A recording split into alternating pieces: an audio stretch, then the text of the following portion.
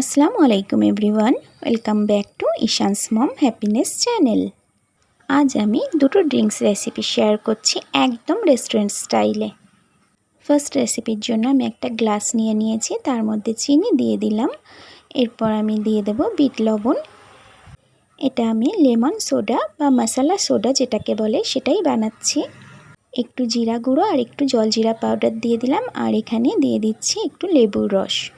আপনারা জলজিরা পাউডারের পরিবর্তে চাট মশলা ইউজ করতে পারেন। তো লেবুর রসের সঙ্গে মশলাগুলোকে খুব ভালোভাবে একটা চামচের সাহায্যে মিশিয়ে নিলাম।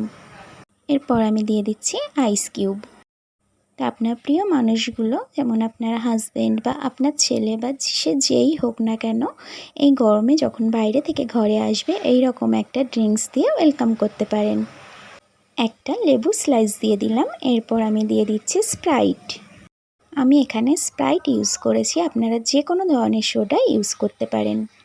খুব ভালোভাবে মিক্সড করে নিলেই রেডি লেমন সোডা বা মশালা সোডা।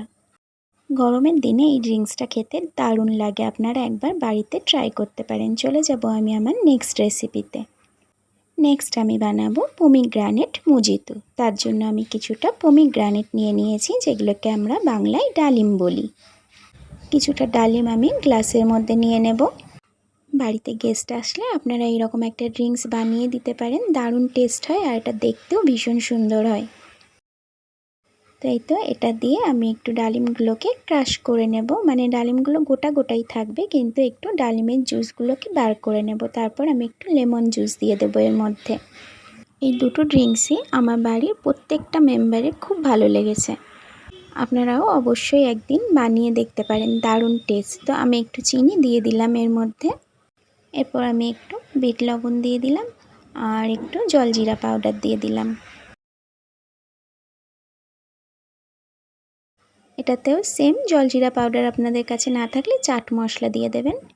এরপর কিছুটা আইস কিউব দিয়ে দিলাম, দুটো লেবু স্লাইস দিয়ে দিলাম।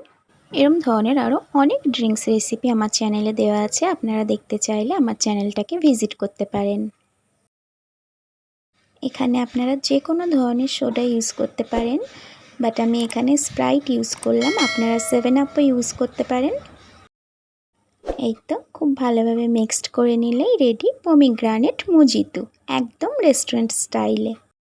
আপনারা একটু পুদিনা পাতা দিয়ে সার্ভ করতে পারেন, আমি একটা চেরি ফল দিয়ে সার্ভ করলাম। আল্লাহ হাফেজ।